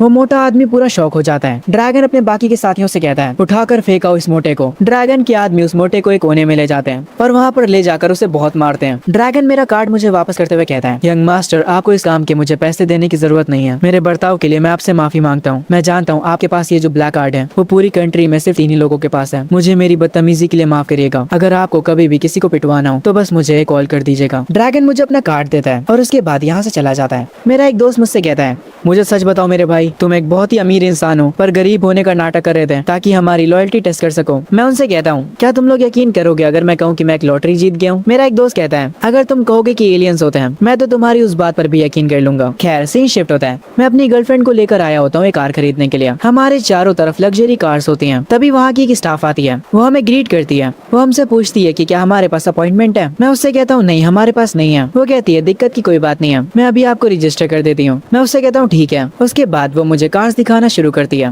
वो हमें जो कार दिखा रही होती है उसका प्राइस होता है 2.4 मिलियन। वो हमें बताती है कि इस कार का स्टाइल और इसकी परफॉर्मेंस दोनों ही बढ़िया है। मैं अपनी गर्लफ्रेंड से पूछता हूँ कि उसे यहाँ पर कौन सी कार अच्छी लग रही है। मेरी गर्लफ्रेंड कहती है, अगर सच बोलूं तो यहाँ पर कोई भी कार इतनी ज्यादा अच्छी नहीं लग रही। तभी मेरी गर्लफ्रेंड को एक कार पसंद आ जाती है। वो मुझे जल्दी से उस कार के पास ले जाती है। वो मुझसे कहती है कि उसे ये कार अच्छी लग रही है। आगे वो कहती है, तुम पर ये कार बहुत सूट करेगी। वहाँ की एम्प्लॉय आकर बताती है, ये लाफरारी है, ये एक टॉप लिमिटेड एडिशन है। मैं उस एम्प्लॉय से पूछता हूँ, इस कार का प्राइस क्या है। वो मुझे बताती है, स्टार्टिंग प्राइस तो 25 मिलियन है, सारे टैक्स मिलाकर आपको ये 50 मिलियन की मिलेगी। मैं उससे कहता हूँ ठीक है, मुझे यही कार चाहिए। ये सुनकर वो एम्प्लॉय शॉक होती है और कहती है, सर क्या आप सच कह रहे हैं। मैं उससे कहता हूँ, हाँ मेरे लिए एक ऑर्डर कर दो। उस एम्प्लॉय को यकीन नहीं होता। वो कहती है, पहले मुझे आपका बैंक बैलेंस देखना होगा। मैं कहता हूँ ठीक है और उसे मेरा ब्लैक कार्ड निकाल के दे देता हूँ। वो ब्लैक कार्ड को देखते ही समझ जाती है कि उसे बैंक बैलेंस चेक करने की कोई भी जरूरत नहीं है। मैं उससे कहता हूँ, अब तो मैं इसे ले सकता हूँ है ना। वो कहती है, जी सर बिल्कुल। तभी शोरूम का मैनेजर आ जाता है। वो कहता है, यहाँ पर चल क्या रहा है। वो एम्प्लॉय वहाँ के मैनेजर को बताती है कि मैं लाफरारी खरीदना चाहता हूँ। वो ये भी कहती है, मैंने ऑलरेडी इनका बैंक बैलेंस चेक कर लिया है, ये एक बिलियनर है। ये सुनते ही वहाँ का मैनेजर अपने घुटनों पर स्लाइड करता हुआ मेरे पास आता है। वो कहता है, मैं यहाँ का मैनेजर हूँ, आपसे मिलकर खुशी हुई सर। मैं उस मैनेजर से कहता हूँ, बातें बंद करो, मेरे इस कार्ड को स्वाइप करो और उस कार को मेरे घर पर डिलीवर करो। आगे वो मैनेजर खड़ा होता है और मुझसे कहता है, मिस्टर चुआन आपके पास पैसे तो हैं, फरारी खरीदने के कुछ रूल्स हैं। ला फरारी को खरीदने के लिए आप एक वीआईपी होने चाहिए। आपके पास कम से कम फरारी की 5 कार्स होनी चाहिए, उसके बाद आप ला फरारी को खरीद पाएंगे। ये सुनने के बाद मेरी गर्लफ्रेंड कहती है, अरे कोई बात नहीं चुआन, हम रहने देते हैं। ये सुनने के बाद मैं कहता हूँ, मुझे 5 फरारी और चाहिए होंगी। मैनेजर कहता है, हाँ आपने सही कहा। ये सुनते ही मैं एक के बाद एक कार पर पॉइंट आउट करते हुए कहता हूँ, ठीक है मेरे लिए ये वाली कार भी कर दो और ये वाली भी और साथ में ये वाली भी और पीछे जो 2 कार्स हैं मुझे वो भी चाहिए। ये लो मैंने टोटल 5 कारें सेलेक्ट कर ली। अब मेरे कार्ड को स्वाइप करो और जल्दी से पेमेंट कंप्लीट करो, इसके बाद तो मैं ला फरारी ले सकता हूँ है ना। ये सुनने के बाद वहाँ की एम्प्लॉय और वहाँ के मैनेजर दोनों का मुंह खुला का खुला रह जाता है। वो बहुत ही ज्यादा शॉक हो जाते हैं। मैं उनसे कहता हूँ, जल्दी पेमेंट करो यार। वहाँ की एम्प्लॉय अपने मन में सोच रही होती है, ये कोई आम अमीर इंसान नहीं है बल्कि ये बंदा गॉड ऑफ वेल्थ है। मैनेजर चिल्लाते हुए वहाँ की एम्प्लॉय से कहता है, शाओ शाओ जल्दी से जाकर पेपर वर्क हैंडल करो। वहाँ की एम्प्लॉय मुझसे कुछ ज्यादा इम्प्रेस हो जाती है। वो मेरे पास आकर कहती है, सर क्या आप मुझे वीचैट पर ऐड करना चाहेंगे। ऑफ कोर्स मैं वीचैट पर आपसे कार के बारे में बात करूंगी, पर आप मुझे कभी भी मैसेज कर सकते हैं। मैं उससे कहता हूँ, नहीं मुझे इसकी कोई नीड नहीं है। ये सुनकर वो एम्प्लॉय थोड़ा गुस्सा होती है। खैर आगे आकर मैनेजर मुझे बताता है, यंग मास्टर कार्स को डिलीवर होने में थोड़ा टाइम लगेगा। सारी कार्स की डिलीवरी करने में हमें अराउंड 3 महीने लग सकते हैं। ये सुनने के बाद मैं कहता हूँ, मुझे आज कहीं जाना था, बिना कार के मैं वहाँ कैसे जाऊंगा। तभी वहाँ की एम्प्लॉय मुझसे कहती है, आप मेरी मर्सिडीज ले जा सकते हैं। मैं उसकी उस मर्सिडीज को ले लेता हूँ और मेरी गर्लफ्रेंड की फ्रेंड की जहाँ पर बर्थडे पार्टी थी मैं उसे वहाँ पर लेकर आ जाता हूँ। जब मैं अपनी कार को बाहर पार्क करता हूँ तो अंदर से मेरी गर्लफ्रेंड की फ्रेंड उस कार को देखती है और उसका बॉयफ्रेंड भी। मेरी गर्लफ्रेंड की फ्रेंड कहती है, ये तो मर्सिडीज सी क्लास में आया है, बेचारी मेरी दोस्त का बॉयफ्रेंड कितना गरीब है। ये सुनकर उस लड़की का बॉयफ्रेंड हंसता है और कहता है, ऐसा मत कहो बेबी, एक गरीब स्टूडेंट के लिए मर्सिडीज सी क्लास को रेंट करना काफी बड़ी बात है। तभी हम लोग उस कैफे के अंदर आ जाते हैं। मेरी गर्लफ्रेंड की दोस्त मुझसे पूछती है, मैंने सुना था कि तुम लोग कार शॉपिंग के लिए गए हो, तो तुमने वहाँ पर जाकर कौन सी साइकिल पसंद की। मेरी गर्लफ्रेंड मुस्कुराते हुए कहती है, हमने फेरारी खरीदी है। उसकी फ्रेंड का जो बॉयफ्रेंड होता है ये सुनकर वो कहता है, हाँ तुमने फेरारी का टॉय मॉडल खरीदा है। मेरी गर्लफ्रेंड कहती है, मैं सच बोल रही हूँ, चुआन ने ला फेरारी खरीदी है। ये सुनकर वो बंदा हंसने लगता है और एक चश्मे वाला बंदा कहता है, तुम्हें पता भी है ला फेरारी खरीदने के कुछ रूल्स हैं, उसके लिए तुम्हारे पास 5 फेरारी ऑलरेडी होनी चाहिए, क्या तुम्हारे पास वो हैं। ये सुनकर मैं कहता हूँ, हमारे पास थी नहीं, इसीलिए हमने 5 फेरारी खरीद ली। ये सुनकर वो लोग हंसने लगते हैं। उन लोगों को ये सारी बातें मजाक लग रही होती हैं। मेरी गर्लफ्रेंड की फ्रेंड उससे कहती है, शायान क्या तुम्हारा बॉयफ्रेंड पागल हो चुका है। ये सुनकर मेरी गर्लफ्रेंड थोड़ा उदास हो जाती है। तभी वो बंदा अपनी गर्लफ्रेंड को बर्थडे गिफ्ट देता है। वो उससे कहता है, हैप्पी बर्थडे चियान, ये है तुम्हारा बर्थडे गिफ्ट, लेटेस्ट एलवी का बैग। अपना बर्थडे गिफ्ट देखकर चियान काफी खुश हो जाती है। उसका बॉयफ्रेंड मुझसे कहता है, अरे हमारे टाइकून चुआन जिसने अभी अभी 6 फरारी खरीदी हैं, वो चियान को बर्थडे पर क्या गिफ्ट देने वाला है। ये सुनकर मैं कहता हूँ, मैंने पहले तो कुछ प्लान नहीं किया था कि मैं क्या गिफ्ट दूंगा, पर क्योंकि मैंने अभी अभी 5 फरारी खरीदी हैं ताकि मैं ला फरारी को खरीद सकूं, इसीलिए उन 5 फरारी में से एक मैं तुम्हें दे दूंगा। ये सुनने के बाद चियान कहती है, कौन सी फरारी। मैं उसे वो सारे मॉडल्स बताता हूँ जो मैंने खरीदे हैं और उससे कहता हूँ, जब कार की डिलीवरी हो जाएगी तब तुम्हें जो पसंद हो वो ले लेना। ये सुनने के बाद चियान कहती है, तुम अब कुछ ज्यादा ही लंबी फेंक रहे हो। उसका बॉयफ्रेंड ये सुनकर हंसने लगता है और उसके साथ वाले बाकी लोग भी। एक लड़का मुझसे कहता है, हे चुआन क्या तुम्हें फरारी का प्राइस भी पता है। मेरी गर्लफ्रेंड मुझसे कहती है, इन लोगों की बातों पर ध्यान मत दो। खैर चियान का बॉयफ्रेंड कहता है, अब मेन पार्टी का टाइम हो चुका है, हम सारे लोग मिक्स जा रहे हैं। ये सुनकर चियान काफी खुश हो जाती है क्योंकि मिक्स इस शहर का सबसे बड़ा क्लब है और इन लोगों को अभी ये बात नहीं पता, ये क्लब किसी और का नहीं बल्कि हमारे मेन कैरेक्टर का है। खैर चियान का बॉयफ्रेंड कहता है, ऑफ कोर्स तुम्हारे बर्थडे पर हम काफी एंजॉय करने वाले हैं। चियान का बॉयफ्रेंड अभी भी मेरा मजाक उड़ाता है। खैर उसके बाद हम सब निकल जाते हैं क्लब के लिए। जब चियान का बॉयफ्रेंड क्लब के सामने अपनी कार को पार कर रहा होता है तभी वहाँ का सिक्योरिटी गार्ड आकर उसे बताता है, आप इतनी सस्ती कार को क्लब के बाहर खड़ा नहीं कर सकते हैं। चियान का बॉयफ्रेंड कहता है, पर मेरी कार जी वैगन है। सिक्योरिटी गार्ड कहता है, सर एक बार बाकी की कार्स को तो देखिए, आपकी जी वैगन उनके आगे कुछ भी नहीं है। चियान का बॉयफ्रेंड भी समझ जाता है कि उसकी औकात कितनी है। वो चुपचाप अपनी कार को लेकर बेसमेंट की तरफ निकल जाता है। तभी मैं जाकर फ्रंट पर अपनी कार पार करने लगता हूँ। वो सिक्योरिटी गार्ड मेरे पास भी आता है और मुझे रूल्स बताने लगता है। मैं उससे कहता हूँ, यहाँ पर जगह खाली है इसलिए मैं यहाँ पर पार्क कर रहा हूँ, आखिर दिक्कत क्या है, ये पूरा क्लब वैसे भी मेरा है। ये सुनकर वो सिक्योरिटी गार्ड कहता है, ओए तुम ये क्या बोल रहे हो, मैं तुम्हें पहले ही बता देता हूँ कि यहाँ पर सिर्फ अमीर लोग आते हैं। मैं उस गार्ड से कहता हूँ, मेरे से बहस करना बंद कर,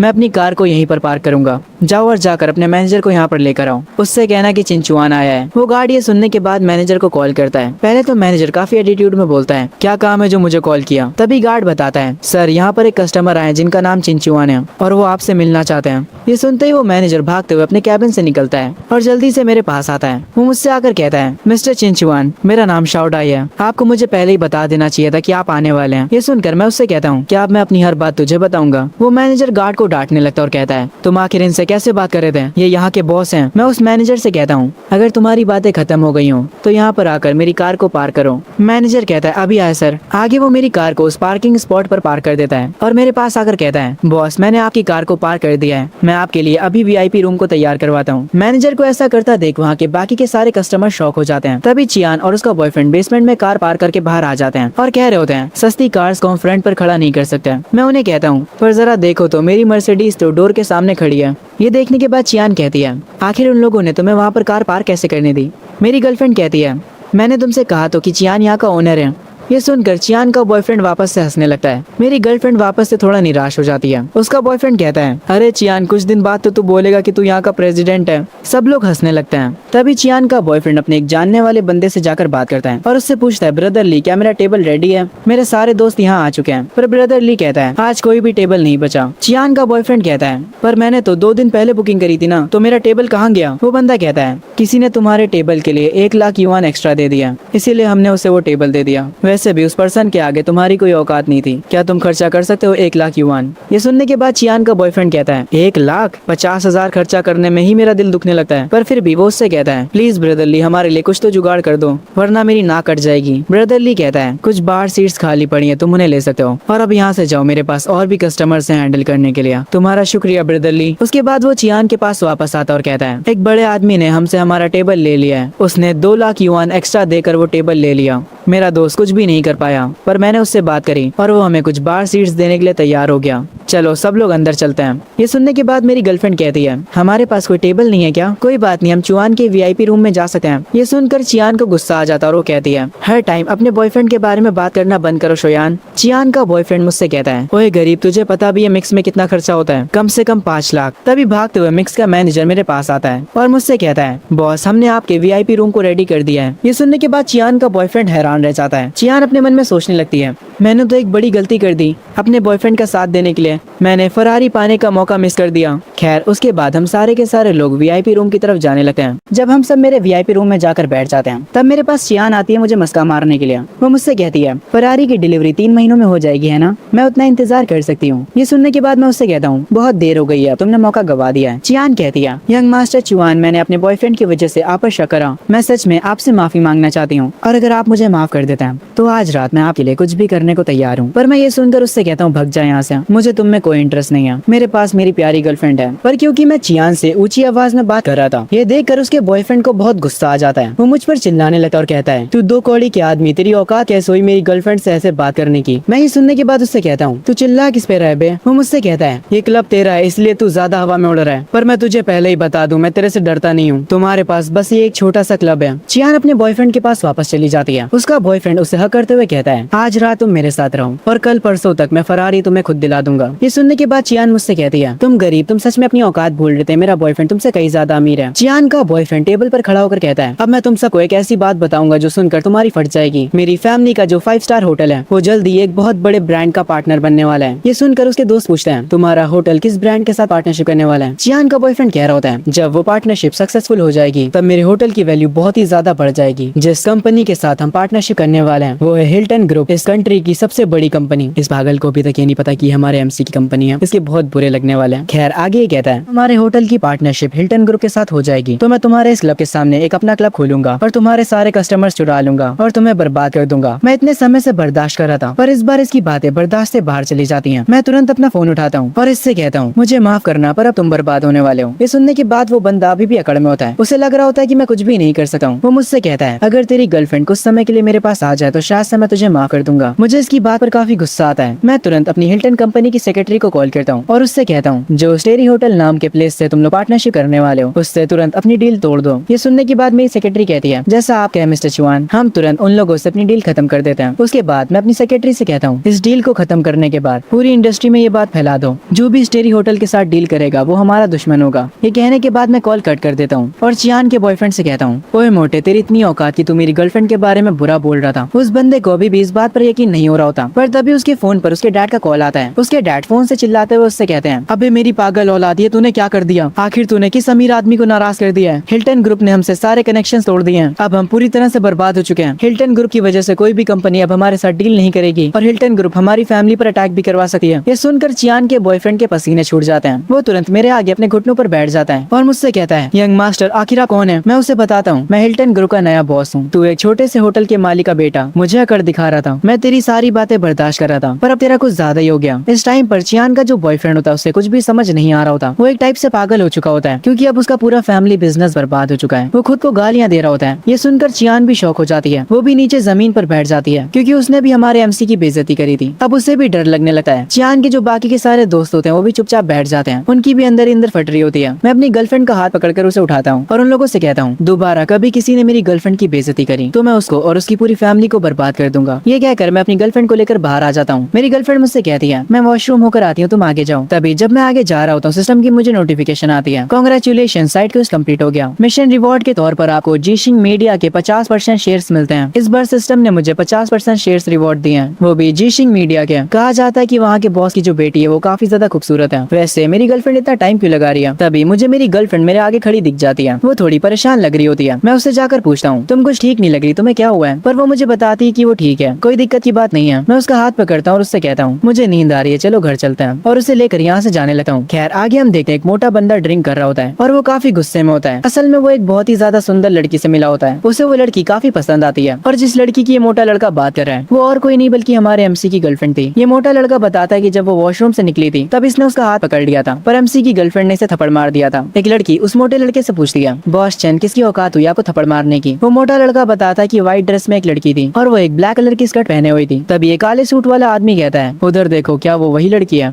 हम देखते हैं वो काले सूट वाला आदमी एमसी की गर्लफ्रेंड पर इशारा करता है। वो मोटा बंदा उसे देखकर कहता है हाँ ये वही है, और उस लड़की को एमसी के साथ देखने के बाद वो मोटा लड़का कहता है ये लड़की मुझसे शरीफ होने का नाटक कर रही थी, पर अब जरा इसे देखो ये एक लड़के के साथ कहीं जा रही है। वो काले सूट वाला आदमी अपने बंदों से कहता है मेरे छोटे भाई को वो लड़की पसंद आई है, ओए कुछ लौंडे लेकर जा और उस लड़की को यहाँ पर लेकर आ। मोटा लड़का ये सुनकर कहता है अरे मेरे भाई ये आइडिया सही नहीं होगा, हम अभी अपने शहर में नहीं है। पर वो काले सूट वाला आदमी कहता है मेरे होते हुए तुम्हें डरने की कोई जरूरत नहीं है, या फिर तुम्हें लगता है कि मैं ये सब संभाल नहीं सकता? वो मोटा आदमी कहता है नहीं नहीं भाई मुझे आप पर पूरा भरोसा है। वो काले सूट वाला आदमी एमसी की गर्लफ्रेंड को लेने के लिए कुछ लौंडे भेज देता है। मैं जो जस्ट अभी अपनी कार में बैठा होता हूँ इस बात से अनजान कि कुछ लोग मेरे पीछे आने वाले हैं। मैं जैसे ही कार को स्टार्ट करता हूँ मैं देखता हूँ मेरे सामने काफी सारे लड़के खड़े हैं। मेरी गर्लफ्रेंड उन लड़कों को देखकर कहती है क्या ये लड़के उस मोटे आदमी ने भेजे होंगे? मैं कहता हूँ तुम किस आदमी की बात कर रही हो? वो मुझे सब कुछ बता देती है और उसके बाद वो कहती है हमें पुलिस को कॉल करनी चाहिए। ये सुनकर मैं मेरी गर्लफ्रेंड से कहता हूँ तुम परेशान मत हो, मैं बाहर जाकर इन लोगों को संभालता हूँ। ये कहकर मैं उसके हेड को पेट करता हूँ, पर वो मुझे बाहर जाने से रोक रही होती है क्योंकि वो डरी हुई होती है कि मुझे कुछ होना जाए। पर मैं उससे कहता हूँ कोई दिक्कत की बात नहीं है, मैं सब संभाल लूंगा। ये कहकर मैं कार से बाहर निकलता हूँ और उन लड़कों से कहता हूँ आखिर तुम यहाँ पर क्या करने आए हो? उन लड़कों का बॉस बोलता है हमारे बॉस को तुम्हारी गर्लफ्रेंड चाहिए। मैं ये सुनकर कहता हूँ तुम्हारे बॉस से कह दो कि वो भाड़ में जाए। वो बंदा मुझसे कहता है हमारे बॉस को ऐसे पर्सन नहीं है जिनके साथ तुम पंगे ले सको। ये सुनकर मैं कहता हूँ हाँ हाँ बुला ले तेरे बॉस को, मैं भी देखता हूँ कौन है। ये सुनकर वो बंदा गुस्सा हो जाता है और वो सारे लड़कों को मेरे ऊपर अटैक करने के लिए भेज देता है। सब लोग मेरे पास मुझे मारने के लिए आते हैं, पर मैं कुछ सेकंड्स भी नहीं लगाता और एक एक करके उन सबको पेल देता हूँ। उनका बॉस ये देखकर हैरान हो जाता है। मैं उससे कहता हूँ जब बात मार्शल आर्ट्स की हो तो तुम मुझसे पंगा नहीं ले सका। ये सुनकर उस बंदे को गुस्सा आ जाता है और वो अपनी पावर्स को एक्टिवेट कर लेता है। वो मुझे बताता है कि वो क्लास 2 का मार्शल आर्ट आर्टिस्ट है और ये बंदा मुझे क्लास 1 का मार्शल आर्ट आर्टिस्ट समझ रहा है, ये पिटेगा मेरे से। खैर वो बंदा डायरेक्ट मुझ पर अटैक करने के लिए आगे बढ़ता है, पर उसका अटैक मुझे इतना ज्यादा स्लो लगता है कि मैं एक ही हाथ से उसके पंच को रोक लेता हूँ। वो ये देखकर शॉक हो जाता है, उसे लगता है कि मैं भी क्लास 2 का हूँ। उसके बाद वो कहता है कि अब वो अपनी फुल पावर का यूज करेगा। वो अपनी फुल पावर के पास मेरे पास आ रहा होता है। ये देखकर मैं अपने मन में कहता हूँ अगर तुम अपनी फुल पावर का इस्तेमाल कर रहे हो तो मैं भी होल्ड बैक नहीं करने वाला। इस बंदे को पता नहीं पर असल में मैं क्लास 4 का मार्शल आर्ट आर्टिस्ट हूँ और अब मैं क्लास 4 की फुल पावर का इस्तेमाल करूंगा। मैं एक बहुत ही जोर से किक उसको मारता हूँ, वो जाकर दूर गिरता है और वहाँ की जमीन में गड्ढा कर देता है। वो काफी जख्मी हो जाता है और मुझसे कहता है तुम क्लास 2 के मार्शल आर्ट आर्टिस्ट नहीं हो, तुमने मुझसे झूठ बोला। मैं उसके पास आकर कहता हूँ मैंने तो तुमसे कहा भी नहीं था कि मैं कौन सी क्लास पर हूँ। जैसे जैसे मैं उसके पास जा रहा था उस बंदे को अपनी और मेरी पावर के बीच का डिफरेंस नजर आने लगता है। वो समझ जाता है कि मेरे आगे उसकी कोई भी औकात नहीं है। तभी उस बंदे का बॉस आ जाता है और वो मुझे रुकने के लिए कहता है। वो मेरे पास आकर कहता है तुम लड़ तो सकते हो पर तुम्हें पता नहीं कि इस दुनिया में पैसा मैटर करता है। मुझे फर्क नहीं पड़ता कि तुम्हारे पास कितनी ताकत है, मैं बस एक कॉल करके तुम्हें तुम्हारी औकात दिखा दूंगा। मेरी एक कॉल से कल तक तुम जेल में हो गए, तुम्हारा खेल तो अब खत्म है बेटे। अगर तुम झुककर मुझसे माफी मांगते हो और अपनी गर्लफ्रेंड को मेरे साथ भेज देते हो तो शायद से मैं तुम्हें माफ कर दूं। मुझे इन लोगों की बातें अब काफी ज्यादा गुस्सा दिला रही होती हैं। जिस बंदे को मैंने कुछ टाइम पहले ही पीटा था वो उठकर कहता है बॉस एक बार आप इसकी गर्लफ्रेंड को ले जाइए, उसके बाद मैं भी इसको सबक सिखाऊंगा। मुझे इस जमीन पर पड़े बंदे की बात पर गुस्सा आ जाता है। मैं उसके मुंह पर एक खतरनाक लात मारता हूँ। ये देखकर उसका बॉस कहता है तुमने अब हद पार कर दिया। वो अपनी पॉकेट से अपना फोन निकालता है और किसी को कॉल लगाता है। वो अपने कनेक्शन का इस्तेमाल करके पुलिस वाले को यहाँ पर बुलाता है और उसके बाद मुझसे कहता है अब तुम्हें कोई भी नहीं बचा सकता। कुछ ही देर में वो पुलिस वाला यहाँ पर आ जाता है। वो पुलिस वाला सिगरेट पीते हुए उस काले सूट वाले से कहता है तुम हर जगह परेशानी खड़ी करते हो यार, अब तुमने मुझे यहाँ पर क्यों बुलाया है? वो आदमी उस पुलिस वाले से कहता है मैं तो शांति से अपना काम कर रहा था पर एक लड़का मुझे मारने की धमकी दे रहा है। मैं उस पुलिस वाले से कहता हूँ क्या तुम इस काले सूट वाले की साइड हो? वो काले सूट वाला कहता है मैंने पहले ही कहा था कि अब तुम्हारा खेल खत्म है। वो पुलिस वाला मुझे पकड़ने ही वाला होता है, पर तभी यहाँ पर एक और कार आती है और उस कार से निकलता है एक हेड डिपार्टमेंट का कैप्टन। वो मेरे पास आते हुए कहता है मिस्टर चुआन मुझे माफ करेगा, मैं थोड़ा लेट हो गया। वैसे मिस्टर चुआन यहाँ पर हो क्या रहे हैं? उस कैप्टन को मुझसे बात करता देख उस पुलिस वाले की फट जाती है। वो कैप्टन भी उस पुलिस वाले को देख लेता है और उससे कहता है ओए तू यहाँ पर क्या कर रहा है? वो पुलिस वाला कहता है सर असल में मैं यहाँ पर एक केस को इन्वेस्टिगेट करने के लिए आया था। पर कैप्टन उसे एक थप्पड़ मारता और उससे कहता है बकवास करना बंद करो, मैंने तुम्हें मिस्टर चौहान से बदतमीजी करते हुए देखा। मैं तुम्हें पहले ही बता देता हूँ कि मिस्टर चौहान ओल्ड मास्टर के खास दोस्त हैं और वो पूरी कॉन्ग फैमिली के मेहमान हैं। ये सुनकर उस पुलिस वाले की फट जाती है और वो कहता है, क्या मैंने एक वीआईपी से दुश्मनी ले ली? कैप्टन बताते हैं, ओल्ड मास्टर आज एक गैदरिंग रख रहे हैं, उन्होंने मुझे मिस्टर चौहान को लेने के लिए भेजा है। कैप्टन मुझसे आकर कहता है, मिस्टर चौहान आपके हिसाब से हमें इन लोगों का क्या करना चाहिए जिन्होंने आपसे बदतमीजी करी है? मैं उससे कहता हूँ, ये लोग मुझे कभी दोबारा दिखाई नहीं देने चाहिए। कैप्टन पुलिस वाले से जाकर कुछ कहता है। कैप्टन जो भी कहता है वो पुलिस वाला अपने कैप्टन की बात मान लेता है। वो पुलिस वाला कहता है कि अब वो उस काले सूट वाले को छोड़ेगा नहीं। वो तुरंत उस काले सूट वाले आदमी को अरेस्ट कर लेता है। वो काले सूट वाला आदमी तुरंत एमसी से माफी मांगने लगता है, वो भी रोते हुए। वो कहता है, यंग मास्टर मुझे पता नहीं था कि मैं किससे भिड़ रहा हूँ, प्लीज मुझे माफ कर दीजिए। मैं पुलिस वाले से कहता हूँ, इसे कम से कम कितने सालों की सजा मिल सकती है? पुलिस वाला कहता है, इस आदमी के ऊपर पहले से काफी केसेस चल रहे हैं, तो कम से कम इसे उम्र कैद होगी। कैप्टन ये सब देखने के बाद कहता है, मिस्टर चौहान अब जब ये सारी चीजें कंप्लीट हो चुकी हैं, तो क्या आप मेरे साथ चलेंगे? मैं अपनी गर्लफ्रेंड के पास जाता हूँ और उससे हक करता हूँ और उससे कहता हूँ, तुम अपने घर जाओ और अपना ध्यान रखना।